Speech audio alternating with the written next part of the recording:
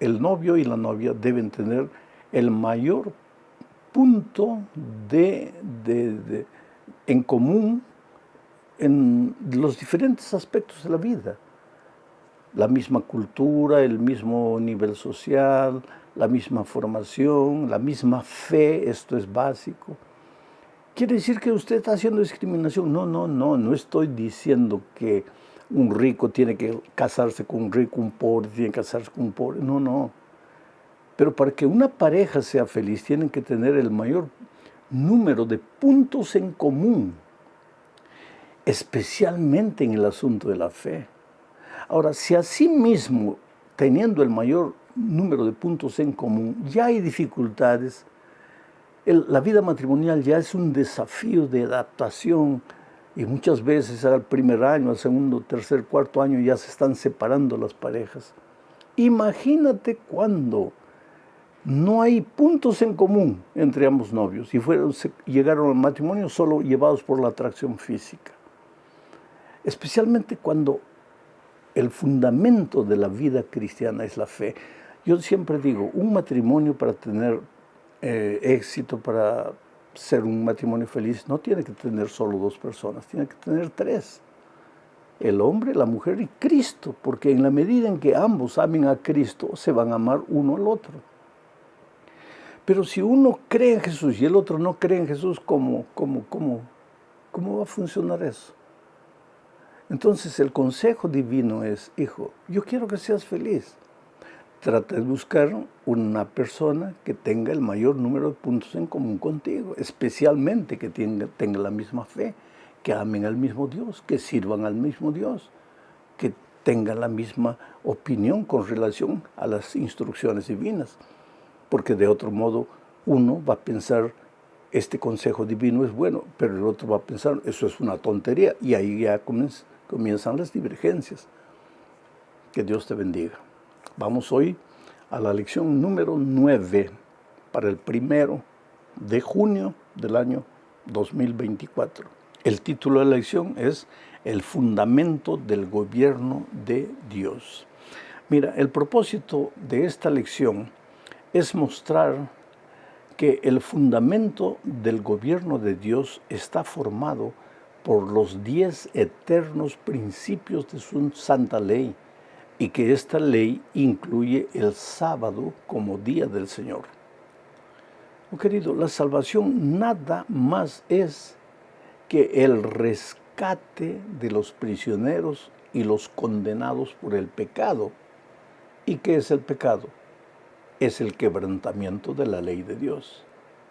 Si no hubiera ley de Dios, no habría pecado. Y si no hay pecado, ¿qué sentido tendría la salvación? Bueno, vamos a la primera parte de este estudio. El santuario y la ley de Dios.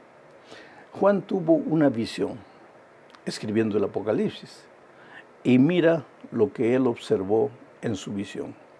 Apocalipsis 11, 19, dice, y el templo de Dios fue abierto en el cielo, y el arca de su pacto se veía en el templo, y hubo relámpagos, voces, truenos, un terremoto y grande granizo. ¿Te das cuenta? Juan en su visión vio el santuario, el templo de Dios allá en el cielo, y en el lugar santísimo estaba el arca, así como en esta tierra también, en el lugar santísimo del santuario estaba el arca. Juan vio el arca. Ahora mi pregunta es, ¿qué había dentro del arca? ¿Dónde se encontraba la ley de Dios en los tiempos de Israel? Dentro del arca. Mira lo que dice Deuteronomio capítulo 10, versículos 3 al 5. Leo. Entonces, dice Moisés, hice un arca de madera de acacia y labré 2 tablas de piedra como las primeras, siguiendo las instrucciones divinas, ¿no? Después subí al monte con las 2 tablas en mi mano, y él, Dios, escribió en las tablas lo mismo que estaba escrito en las primeras tablas que fueron quebradas. O sea, escribió los 10 mandamientos que el Señor les había hablado en el monte, de en medio del fuego, el día de la asamblea. Luego el Señor me las dio. Di vuelta y descendí del monte y puse las tablas de piedra con la ley de Dios, ¿no?, en el arca que había hecho. Allí están como el Señor me mandó. O sea,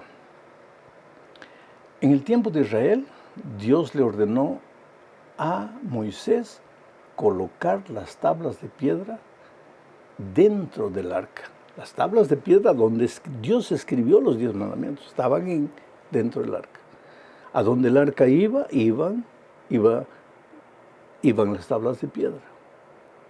Muchos cristianos sinceros encuentran apoyo en la Biblia para decir que cuando Cristo vino y murió en la cruz del Calvario, clavó la ley de Dios en la cruz y que a partir de ahí la ley ya no tiene validad. Sin embargo, en Apocalipsis, que leímos el primer texto, Juan vio en el cielo el santuario de Dios. Y en el lugar santísimo vio el arca. Y pues dentro del arca está la ley. Quiere decir que la ley es eterna. La ley no cambia. La ley que Dios escribió en tablas de piedra es la misma ley que tenemos hoy. Quiere decir, los principios de esa ley rigen para todos los seres humanos. Esto es lo que se menciona en la segunda parte de este estudio al hablar de la inmutabilidad de la ley de Dios. O sea, que la ley de Dios no muda, la eternidad de la ley de Dios. Mira lo que dice Mateo capítulo 5, versículos 17 y 18. Y estas son palabras del propio Señor Jesucristo. Voy a tratar de comentar lo menos para respetar lo que el Señor Jesucristo dijo. No piensen, dijo Jesús, no piensen. Así que si tú eres uno de los que piensa, ahí escucha las palabras de Jesús que te dice, no piensen. No piensen que he venido para abrogar la ley o los profetas. Vuelvo a repetir, si tú eres alguno de los que piensa que la ley ya no tiene validad, escucha las palabras de Jesús que te dice, no piensen que he venido para abrogar la ley o los profetas. No he venido para abrogar, sino para cumplir. De cierto les digo que hasta que pasen el cielo y la tierra, ni siquiera una jota, ni una tilde pasará de la ley hasta que todo se haya cumplido. ¿Y cuándo es que todo será cumplido? Cuando el Señor Jesucristo vuelva. Quiere decir que en el cielo ya no habrá ley. No estoy diciendo esto. Pero los 10 eternos principios de la ley de Dios seguirán existiendo, tal vez no con la letra que tenemos hoy. Porque te digo una cosa, si la ley es eterna, ¿qué cosa es algo eterno? Algo que no tiene principio y no tiene fin. En el cielo, cuando solo existía Lucifer y los ángeles, ¿existían los principios de la ley de Dios? Claro que sí. Porque si el pecado es el quebrantamiento de la ley, y Lucifer pecó, quiere decir que él quebró la ley allá en el cielo. ¿Existían los 10 principios? Sí. ¿Cuál fue el principio que Lucifer quebró? Tal vez el principio de la lealtad, de la fidelidad. Pero él quebró y por eso pecó. ¿Adán y Eva tenían los 10 principios? Claro que sí. La ley no había sido dada, solo fue dada en el Sinaí. Pero Adán y Eva pecaron, claro. ¿Y por qué pecaron? Porque quebrantaron la ley. En el pueblo de Israel ellos ya tenían las tablas escritas. Para el pueblo cristiano queda todavía los principios eternos. Lo vamos a ver un poco más adelante de la ley de Dios. Y en el cielo los eternos principios seguirán vigentes. ¿Por qué? Porque la ley de Dios es el reflejo del carácter de Dios. Y si la ley de Dios desaparece, desaparece su reflejo, el reflejo de su carácter Y si desaparece el carácter de Dios, pues desaparece Dios. No tiene sentido la existencia de Dios sin su carácter, y la ley es el reflejo de su carácter. Voy a leer algo que dijo John Wesley, predicador tremendo, famoso, poderoso del siglo XVIII. John Wesley no era adventista, la iglesia adventista ni había aparecido todavía. Mira lo que John Wesley escribió o escribieron, registraron las palabras de él en una colección de sermones publicada por Nashville TN en la ciudad de Abington, por la Abington Press en el año 1991. Esto que voy a leer está en la página 208 y 209 de ese libro. Dice así: la ley ritual o ceremonial entregada por Moisés a los hijos de Israel, que contenía todos los mandatos y las ordenanzas relacionados con los antiguos sacrificios y el servicio del templo, nuestro Señor verdaderamente vino a destruirla y disolverla y abolirla por completo. Pero la ley moral contenida en los 10 mandamientos e impuesta por los profetas no la eliminó. No fue el designio de su venida revocar ninguna parte de ella. Esta es una ley que nunca puede ser quebrantada. Cada parte de esta ley debe permanecer vigente sobre toda la humanidad y en todas las épocas, ya que no depende ni del tiempo, ni del lugar, ni de ninguna otra circunstancia susceptible de cambio. Estas son palabras de John Wesley, un predicador que no era adventista, pero que encontró en la palabra de Dios la eternidad de la ley de Dios. Ahora mira lo que dice San Pablo en Romanos 7:7. ¿Qué pues diremos? ¿Que la ley es pecado? De ninguna manera.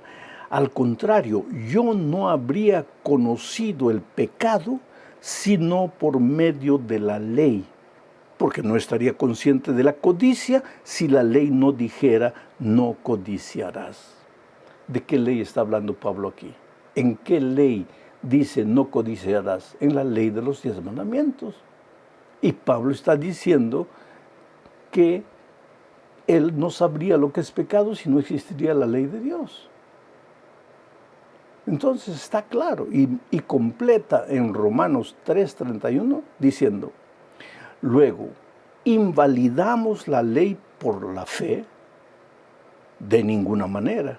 Más bien, confirmamos la ley. O sea, la gracia de Cristo no anula la ley. Somos salvos únicamente por la gracia de Cristo. Pero si hemos sido salvos por la gracia de Cristo, vamos a vivir una vida de obediencia a los 10 eternos principios de su ley, entre los cuales está el sábado. Y esta es la tercera parte de nuestro estudio. Para esto voy a leer Santiago 2, 11 y 12. Y voy a leer este texto porque el otro día alguien me hizo una pregunta interesantísima. La pregunta fue la siguiente: pastor, muéstreme un versículo de la Biblia, del Nuevo Testamento, muéstreme un versículo del Nuevo Testamento donde diga que el sábado continúa siendo el día del Señor. Muéstreme un solo versículo. Yo te haría la pregunta de otra manera. Muéstrame un solo versículo en el Nuevo Testamento donde diga que porque el Señor Jesucristo resucitó el domingo, o porque el Señor Jesucristo se reunió en algunas ocasiones con sus discípulos el domingo, el sábado deja de ser el día del Señor y comienza a ser el domingo. Muéstrame. Pero el Antiguo Testamento está lleno de versículos que muestran que el sábado es el día del Señor. Y ahora mira lo que dice Santiago 2, 10 y 11. Porque cualquiera que guarda toda la ley, pero ofende en un solo punto, se ha hecho culpable de todo. Porque el que dijo, no cometas adulterio, también dijo, no cometas homicidio. Y si no cometes adulterio, pero cometes homicidio, te has hecho transgresor de la ley. ¿En qué ley están estos dos mandamientos? No cometas homicidio, no cometas adulterio. En los 10 mandamientos de la ley de Dios, donde también está el sábado. Ahora, usando las palabras de Santiago, diríamos, no cometas, el que dijo no cometas adulterio, dijo también guarda el sábado. Y si no cometes adulterio, pero transgredes el sábado, te has hecho transgresor de la ley. Estoy parafraseando a Santiago. O sea, no hay argumento para decir que porque no hay un versículo en el Nuevo Testamento que hable del sábado, el sábado ha dejado de ser el día del Señor. Y que hay algo mucho más serio.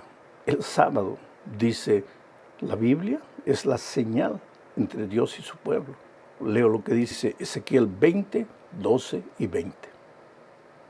También les di mis sábados para que fueran una señal entre ellos y yo, para que supieran que yo soy el Señor, el que los santifico.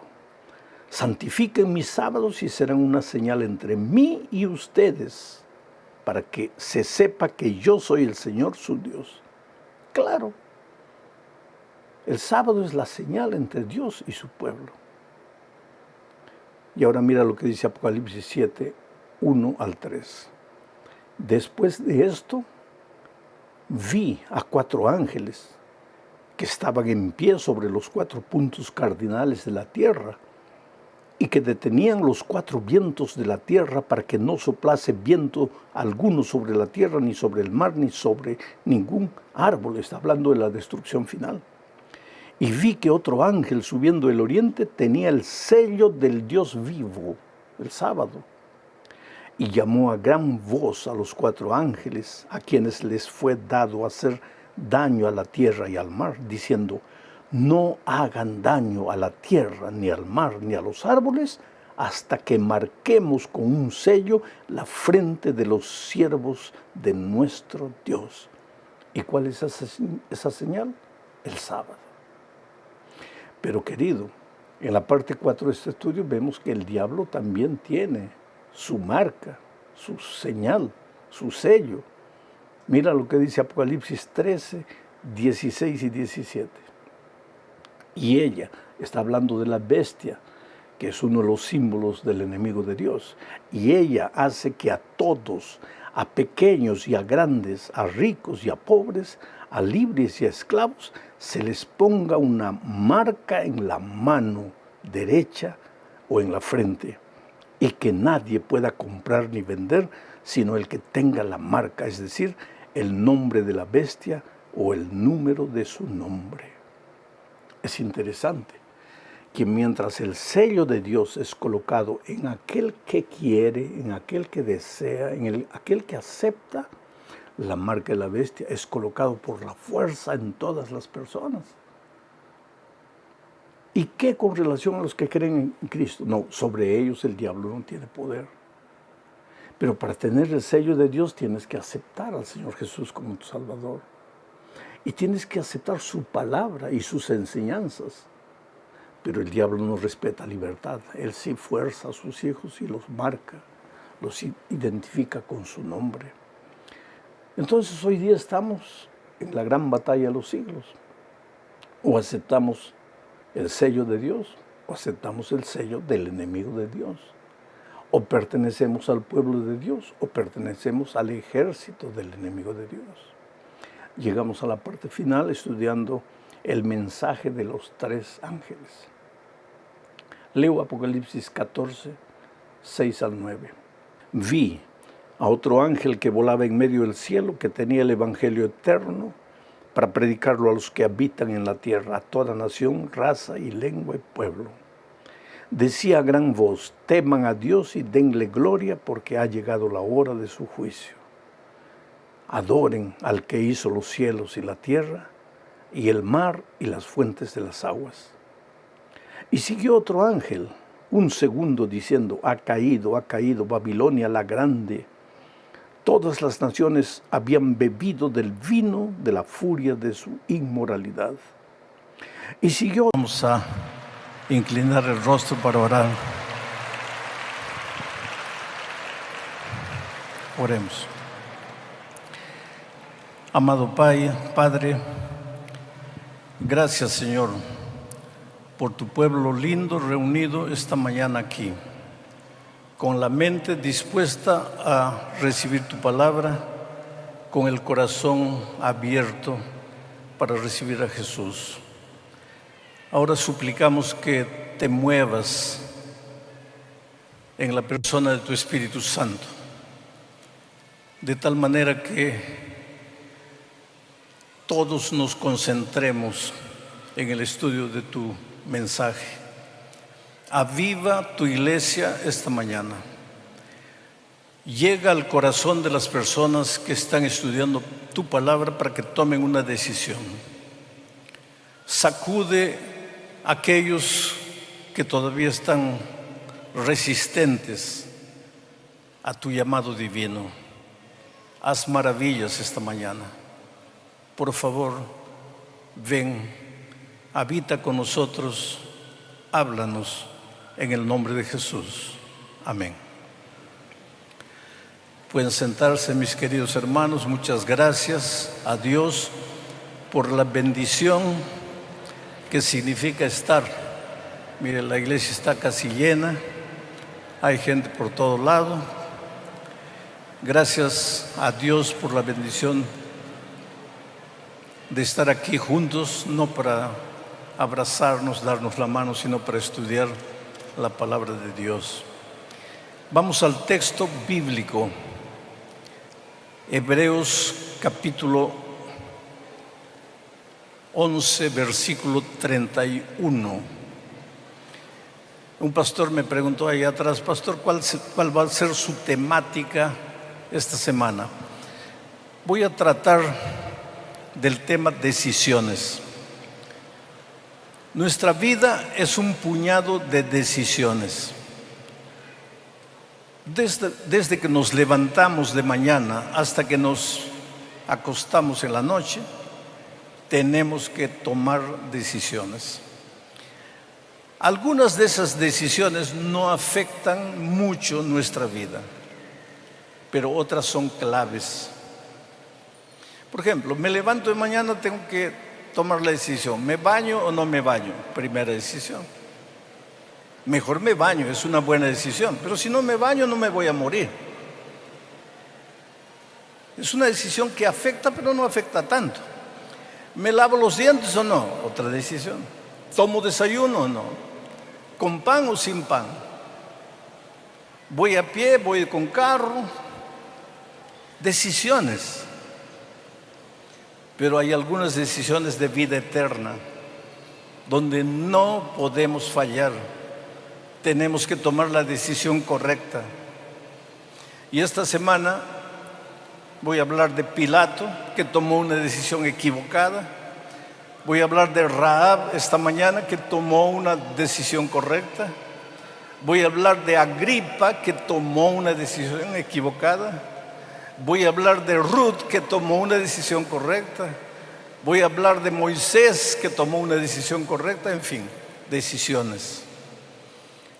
Podríamos predicar 7, 8 sermones de Rahab, acerca de Rahab, pero voy a concentrarme en la decisión de Rahab. Y para esto vamos a leer el texto bíblico. He pedido que coloquen en la pantalla, está ahí. Por la fe, Rahab, la ramera, de ahí, esa va a ser mi primera parte del sermón. Como una ramera llegó a tener fe. Segunda parte, no pereció juntamente con los desobedientes. Quiere decir que los desobedientes perecen. La paga del pecado es la muerte. Habiendo recibido los espías en paz, ella tuvo que tomar la decisión de recibir, proteger, esconder a los espías. Y por una decisión correcta que ella tomó, aparece en el capítulo 11 de Hebreos, donde está la galería de los hombres y mujeres de fe. Decisión, una decisión correcta. Empecemos hablando de quién fue Rahab. Inclusive Pablo coloca Rahab la ramera. Rahab era una mujer que nació y creció en Jericó. Vivía en las afueras de la ciudad y su casa era un prostíbulo. Sin embargo, ese prostíbulo se transformó en un centro de salvación. Porque Rahab, en medio de la vida promiscua que vivía, había escuchado hablar de Dios y del pueblo de Israel. Había oído las maravillas que Dios hizo con su pueblo cuando lo sacó de Egipto y abrió el Mar Rojo. Había oído que Israel, mientras caminaba en el desierto hacia la tierra de Canaán, había tenido grandes victorias en el nombre del Señor. Había oído que la tierra de Canaán era la tierra que Dios le había prometido a su pueblo. Y a pesar de la vida promiscua que vivía, Rahab tuvo la capacidad de levantar los ojos y ver más allá de este mundo, y de descubrir que hay un Dios creador de los cielos y de la tierra. Porque los dioses que los cananeos seguían y adoraban no llenaban la vida de las personas. Rahab era una mujer vacía, buscaba algo mejor. En medio de la oscuridad en que vivía, buscaba algo mejor, ansiaba por algo mejor, luchaba por algo mejor. Y cuando Josué llegó al borde de Jericó, envió espías. Y cuando Rahab se enteró que esos espías eran parte del pueblo de Dios, los escondió, los protegió, los subió al terrazo de la casa y los defendió. Les dijo: yo sé que el Dios de ustedes es el Dios creador del cielo y de la tierra. Yo sé que Dios les ha prometido esta tierra. Yo sé las cosas maravillosas que su Dios ha hecho. Yo quiero ese Dios para mí. Yo sé que hagamos lo que hagamos, los jericoenses no vamos a resistir al Señor de los ejércitos. Entonces yo quisiera que cuando los ejércitos de Israel entrasen, por favor tuvieran compasión de mí, que tuviesen piedad de mi pueblo. Y los espías le dijeron: muy bien, por este cordón rojo que tú has preparado desde la ventana para que nosotros podamos salir, por este mismo cordón rojo, cuando el pueblo de Israel llegue, ustedes cuelguen este cordón de la ventana, y el pueblo de Israel, el ejército, va a tener una orden: van a destruir todo lo que existe aquí, pero no van a tocar la casa donde cuelga el cordón rojo. Esta es la historia. Pero todas las historias de la Biblia, de una manera o de otra, traen lecciones relacionadas con la salvación. Entonces, trayendo la historia para nuestros días, nosotros también, el mundo en que vivimos, se prepara no para la invasión del pueblo de Israel, se prepara para la venida de Cristo, con miles y miles de ángeles que vienen a rescatar a su pueblo, pero que significan destrucción para los incrédulos, destrucción para los que no quisieron saber nada con Dios. Y ahora entramos a la segunda parte del texto. Voy a pedir que coloquen de nuevo el texto ahí. Por la fe, Rahab la ramera no pereció juntamente con los desobedientes. Los desobedientes perecen. El pueblo de Jericó, y si tú lees, por ejemplo, el capítulo 18 del Levítico, vas a quedar horrorizado con la descripción de los pecados que los cananeos cometían. La muerte no es la muerte eterna, no es el castigo de Dios. Yo quiero que ustedes raciocinen un poco. Dios es vida. ¿Y qué es la vida? Ausencia de muerte. Y si Dios es vida, en Él no hay muerte. Y si Él no tiene la muerte, porque Él es la vida, ¿cómo te va a dar la muerte? La muerte no es un castigo que Dios te da. La muerte es una opción humana, es una decisión humana, porque Dios es vida y tiene su territorio de vida. Y si tú quieres vivir la vida plena, la vida abundante, la vida con sentido, tienes que estar en Cristo, en Dios, en el Espíritu Santo, en el territorio de la vida. Pero no eres obligado. Si tú en un momento dejas el territorio de la vida, o sea, abandonas a Dios, te olvidas de Dios, no tienes en cuenta a Dios para nada en tu vida, naturalmente estás saliendo del territorio de la vida e ingresando al territorio de la muerte. No es que Dios te manda la muerte, tú voluntariamente entras al territorio de la muerte porque te separaste de Jesús, porque lo negaste, porque lo abandonaste, porque no le tienes en cuenta para nada. Entraste al territorio de la muerte. Aquí no está Dios. Y si no está Dios, aquí está la muerte. Aquí está el Señor de la muerte. Los habitantes de Jericó, descritos en parte en Levítico 18, en este territorio de muerte pues no hay reglas. Aquí no hay normas, aquí no hay valores, o si los hay, están de cabeza para abajo. Aquí cada uno sigue su impulso. Aquí cada uno es arrastrado por la carne. Aquí cada uno vive siguiendo sus propios instintos humanos. Y este es camino directo a la muerte.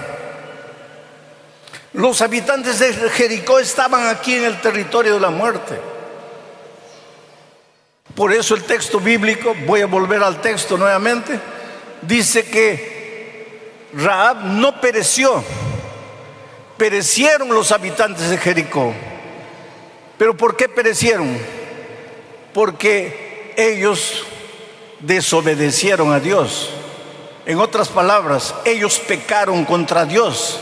En otras palabras, ellos se apartaron de Dios, ellos se separaron de Dios, abandonaron a Dios, dejaron a Dios, ingresaron al territorio de la muerte. Hoy día nos horrorizamos cuando pensamos cómo fue Dios capaz de matar tanta gente. Dios no mató a nadie.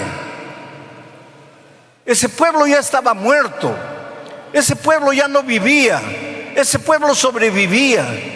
Ese pueblo descrito en Levítico 18 podría morir de cualquier forma, porque hace rato que ya no tenían vida, porque la verdadera vida está aquí en el Señor Jesucristo. Sin embargo, Rahab se salvó. ¿Y por qué se salvó? Porque cuando ella protegió a los espías y los hizo bajar por el cordón rojo, miren lo que los espías le dijeron a Rahab. Y ahora vamos a leer otro texto, el texto de Josué capítulo 2 versículo 18. Estas son palabras de los espías a Rahab. Le dijeron: he aquí, cuando nosotros entremos en la tierra, el pueblo de Israel, tú, Rahab, atarás este cordón de grana, cordón rojo, con cordón color de sangre, cordón escarlata. Tú atarás este cordón de grana a la ventana por la cual nos descolgaste, y reunirás en tu casa a tu padre y a tu madre y a tus hermanos y a toda la familia de tu padre. Y si sigues leyendo el texto para abajo, encontrarías que los espías le dijeron: cuando el ejército entre, no tocará la casa donde cuelgue el cordón rojo. Ese cordón rojo es símbolo de la sangre preciosa de Jesucristo. Es símbolo de la gracia maravillosa de Jesucristo. Sin derramamiento de sangre no hay remisión de pecados. Cuando el pueblo de Israel fue libertado de Egipto, Dios le dio la misma orden a los egipcios.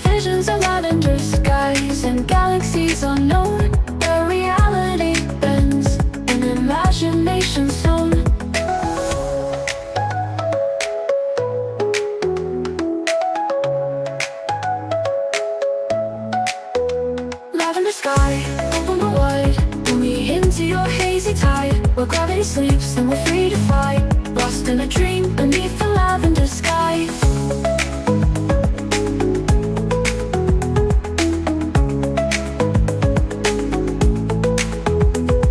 Streetlights flicker on, casting shadows long, but my mind's adrift, carried by a distant song. A melody woven from stardust and light, guiding me onward through the velvet night. And I feel it in my soul, a sense of release, as the weight of the world finds a moment of peace.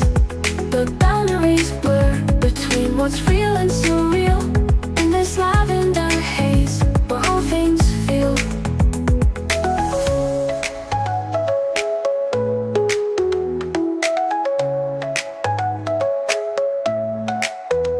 Lavender sky, open wide, pull me into your hazy tide, where gravity sleeps and we're free to fly, lost in a dream beneath the lavender sky.